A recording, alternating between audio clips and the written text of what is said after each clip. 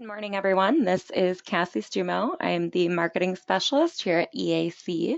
We will start off today with an introduction of EAC, and then Cody Wiltrout, our application engineer from PTC, will be presenting to us on using Creo View with your PLM system for enterprise-wide CAD data visibility. Everyone gets a recording of the session pending any technical difficulties. Please feel free to ask questions along the way and we'll answer them after the presentation. There's also a short survey that will appear once the webinar is over, so please take a minute to answer those. At EAC, our mission is to transform the way companies design, manufacture, connect to, and service their products. We are not only a value-added reseller for PTC, but we are the #1 solutions provider for PTC in the country, with experts in 22 areas of product development. We're located all over the US with our headquarters in Minneapolis. We offer our customers everything they need for product development, such as Creo CAD software for product design, service lifecycle management software for managing service documentation, and software that helps you manage your product data, such as Windchill, ThingWorx Navigate, and our customizable EAC productivity apps. We implement the Internet of Things and augmented reality into business strategies to jumpstart initiatives around digital transformation and connecting all things in your company.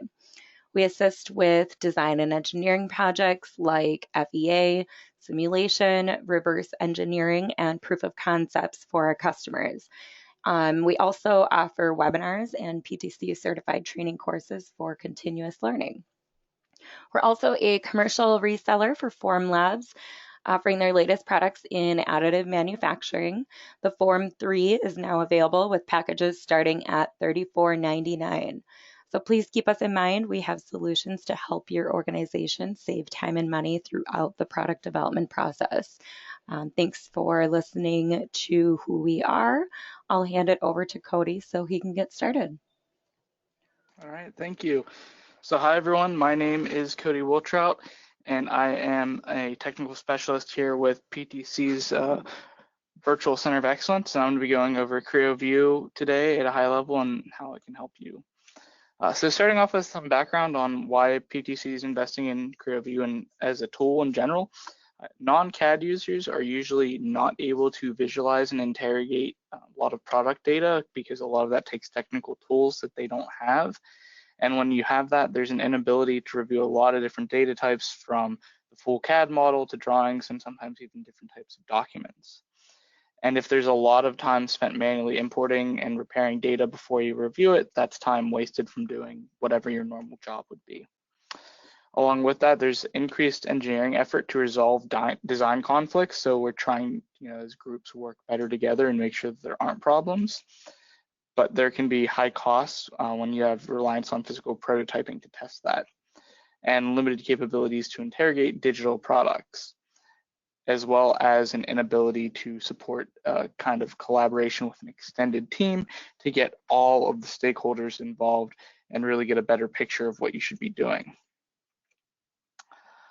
The solution that PTC has to this comes in the form of Creo View, and today I'm going to be going over some of the extended capability with Creo View MCAD. So what this really gives you is a single application to be able to view all of your different product data from, and it's fast, effective, and intuitive to use with visualization for a lot of different types of data. It also has easy markup tools so that you can collaborate better with extended teams directly on the geometry that you're reviewing. It also allows you to compare 2D and 3D views, whether that be with a drawing in the 3D view or a section. You can also perform color-coded searches based off of different attributes like material, weight, or if you assign.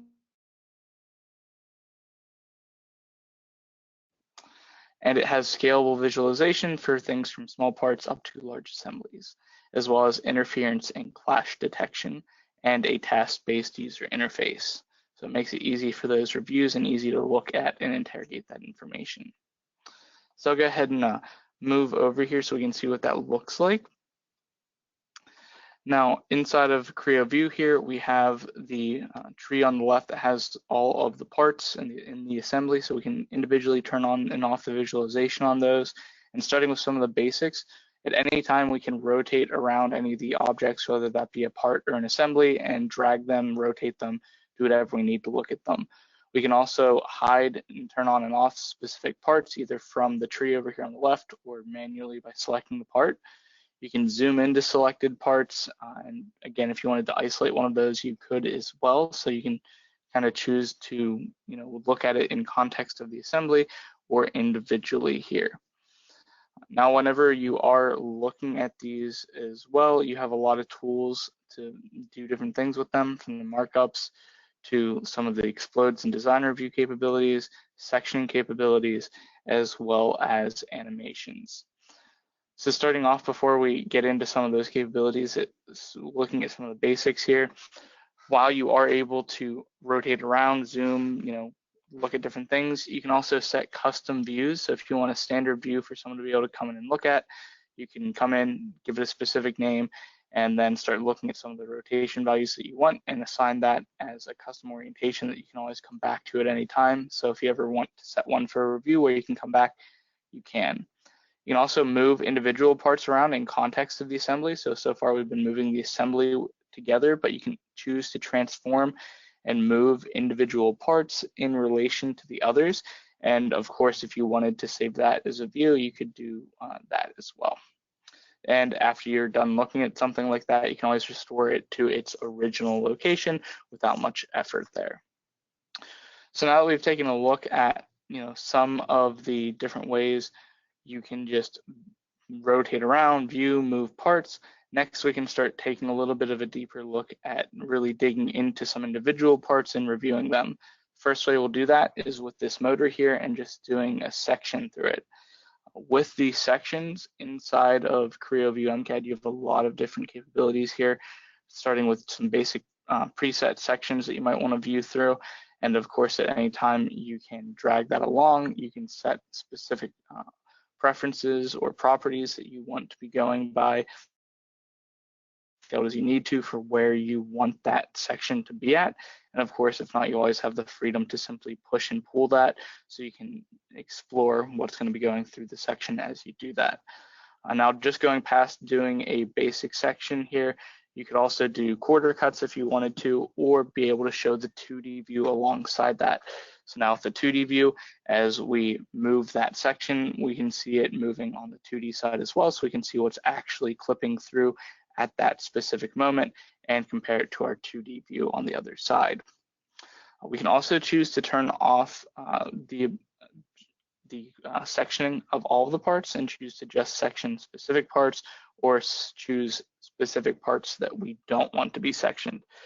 So this allows you then to get a good view as you go through and look at that section at some of the other components and what's going to be going on there. So in our case here, we've gotten rid of some of the center body there, but we can see how the outside pieces are still going to be coming in and connecting in there. And so we can even see some of those bolted connections as we drag through here with the section going through that model.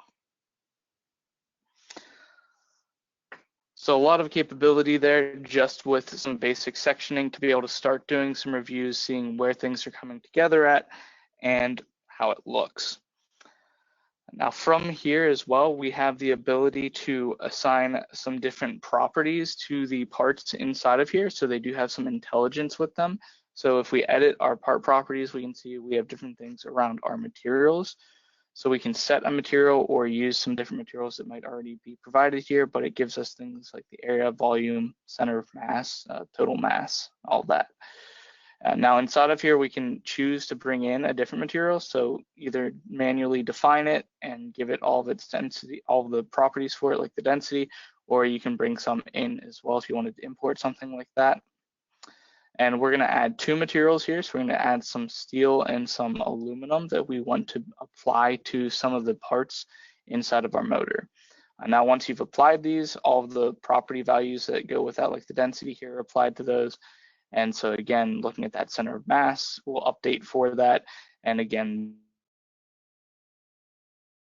where materials are being used and what effect that might have. And as I did note before, you can always create kind of templates to use if you want to bring in and out materials at any given time.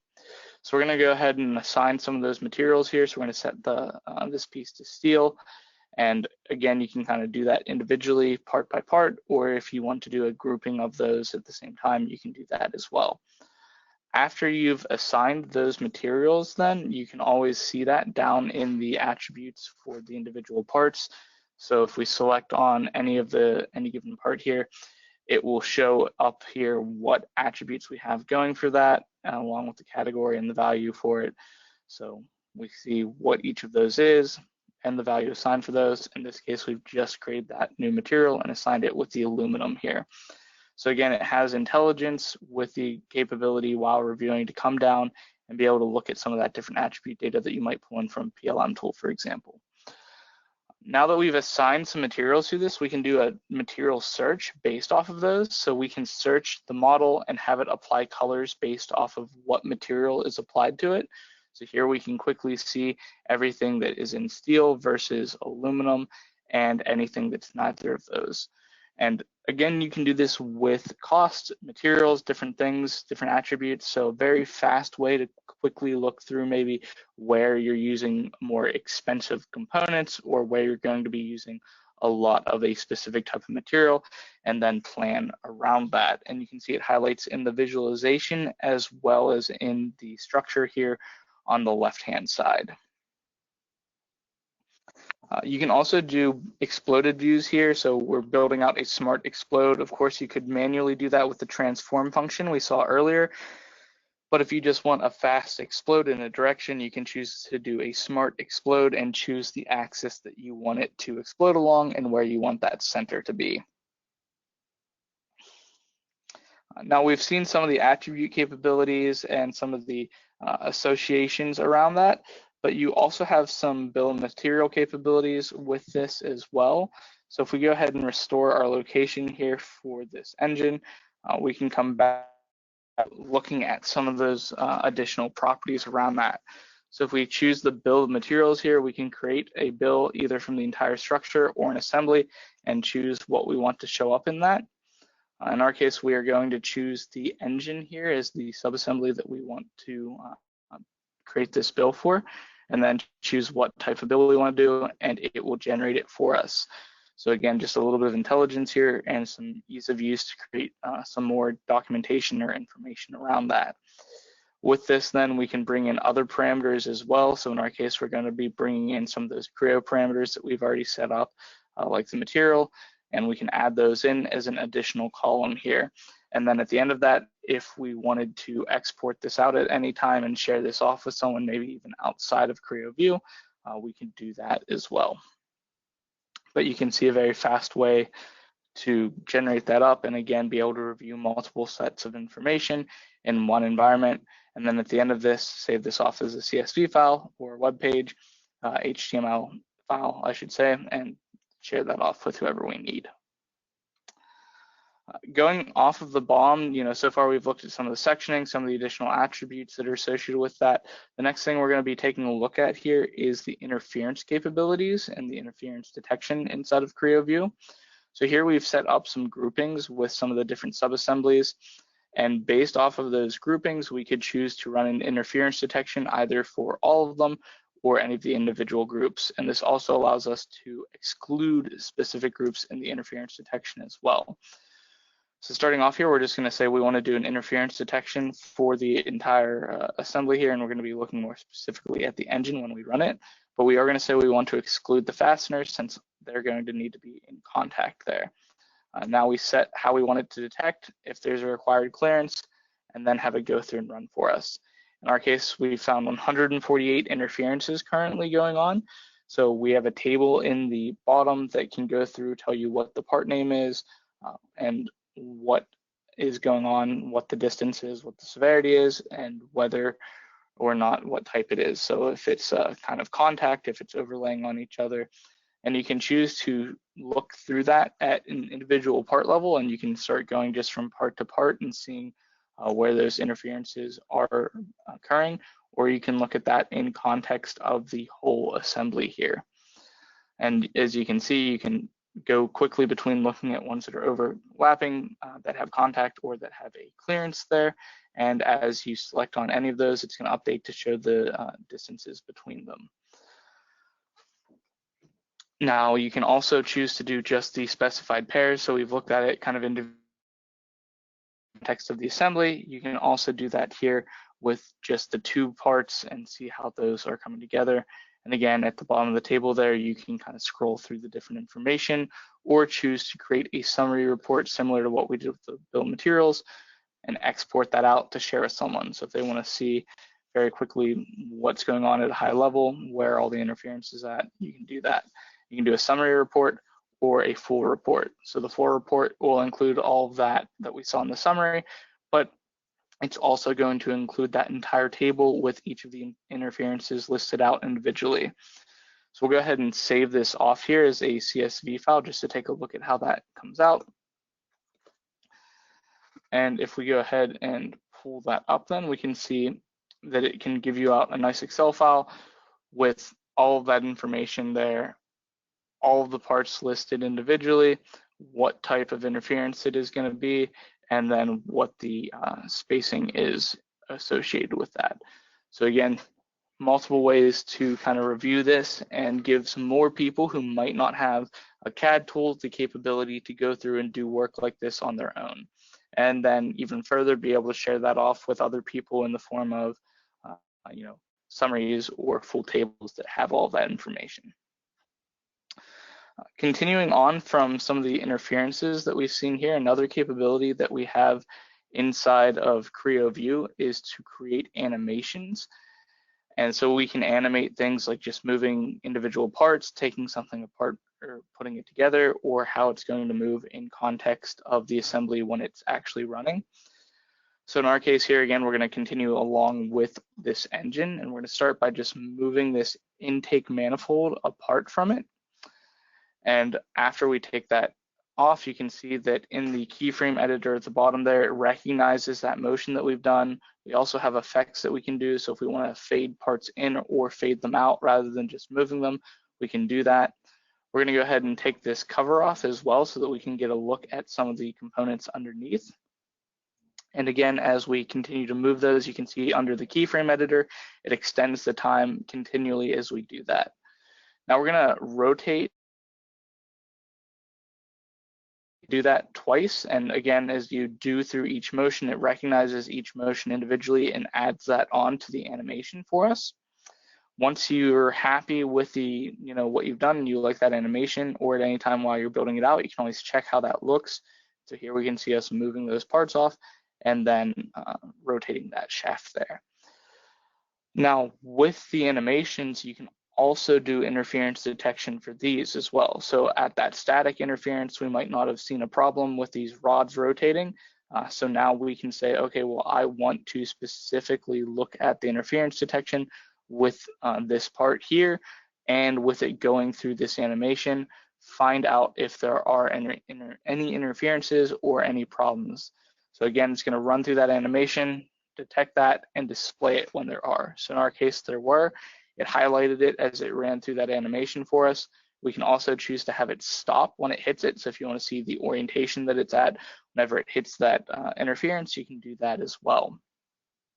So a lot of capability there around being able to do animations just for the sake of looking how things come apart or together, or down to the detailed level of looking at those interferences and making sure that when the parts are moving the way that they should be, that there's not going to be a problem around that. And of course, you can build these out kind of as extended or long as you need them to be, or short. And at the end of it, you can export these out as a video file as well. And you can do that with the interference detection as well. So if you wanted to show someone a video of that interference and highlight when that's occurring, you could do that. Continuing on after the animation here with a little bit further reviewing capability, we're going to go ahead and take a look at this individual part here, and we can see we have some model-based definition information on here, some tolerance information as well. And so if I wanted to review this and make sure that this is all correct and I'm happy with the annotations and the markups, I can do that directly inside of here with some of the design check capabilities. and I can do further markups as well to go back if there are any problems. So to do that, I come into my tools and choose the design check. And from here, then I can even check off those individual annotations and either approve or reject those or set them to in work, as well as put notes along with any of those. So for the first one here, we'll say this is approved. We're pretty happy with this, and that the nominal dimension matches the interface that we wanted to put here. So we're happy with that one, and we can alert that. But we can go through these individually and apply notes to each of these as we need to, or to the individual parts as well. So it recognizes whether you're noting on a part or the annotation on that part. In our case, for the part here, we'll say that this is going to be rejected. And again, just like with the other piece, I can give this explanation why. Now that we've put a few of those in there, we could always save that and share that with someone else to review my notes after the fact and go through and pass that back and forth as we continue to collaborate around what needs to be done. Coming back up to our top level assembly here, now that we've gone through and reviewed some of the interferences, looked at the capability to do design checks and do view some of those attribute informations, we're going to go ahead and replace one of the parts here. So maybe we have some different design options, and I just want to review what options we have and see maybe what the best choice going forward is. Well, I can do that directly from here as well. So if I don't like this chair that's going into our car here in this case, and we have another replacement that can maybe go in place of it, from here I can choose to color code that, see what all is connected to that chair, and then replace it and assemble it into the assembly in the same context here. So knowing all of this information, I say maybe I do want to replace this chair. Well, that's fine. I can do it myself here. So I'm going to go ahead and clear out my results for that search based around the chair here and select it and start replacing it. So I'm going to start by just turning it off there in the visualization, and then choose to come to my tools, edit my structure, and then come into my advanced editing. So at the top level here, we can see we're going to put in a branch link, and from that, I'm going to bring in that new seat option that we have and merge those in. So now we have our new seat type brought in here, and we can see it's a little bit out of place from where we would want it. But again, I can transform that freely, just like we saw earlier with the car body hood, and get that placement exactly where I want it.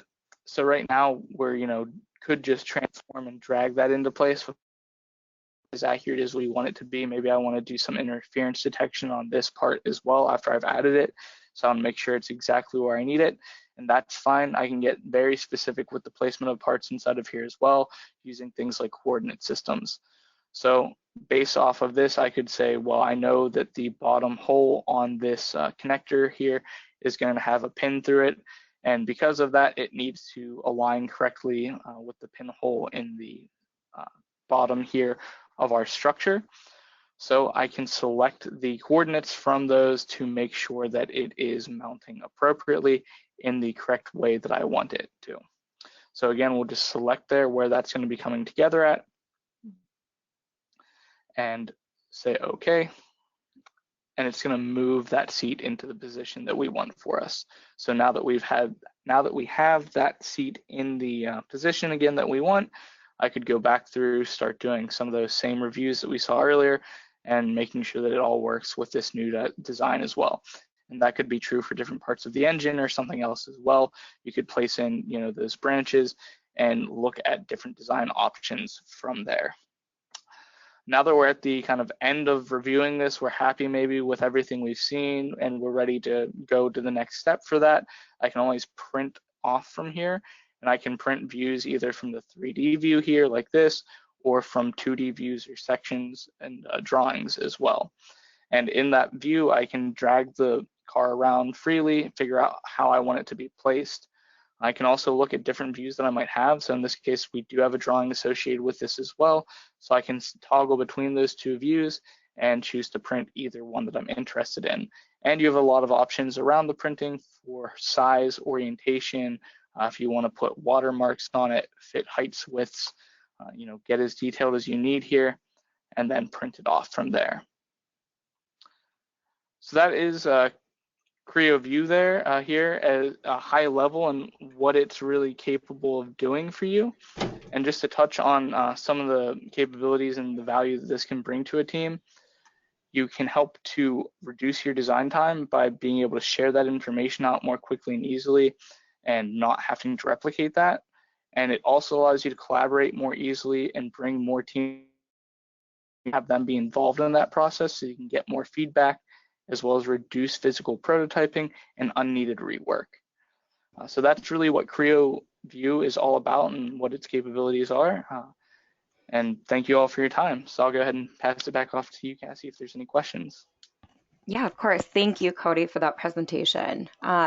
I don't see any questions right now, but I do want to mention that we do have a buy one, get one 50% off when you commit to a 2-year subscription to any Creo package or MathCAD licenses. The offer is only available through the end of the week. So jump on the offer now before it's too late, and we can get you in before the offer expires. PTC did also announce that the second tier out of the 5 Creo packages will increase in price pretty significantly starting October 1st. I think they found that customers are getting a lot more value out of those Creo Design, the Creo Design Advanced package than previously thought. So I'll include the link you need to find more information about the offer in the follow-up email that I'll be sending out this afternoon. There's also a short 6-question survey that will pop up here once we end the webinar. So please just take a moment to answer the questions. Thanks again, everyone, for attending, and have a great rest of your day.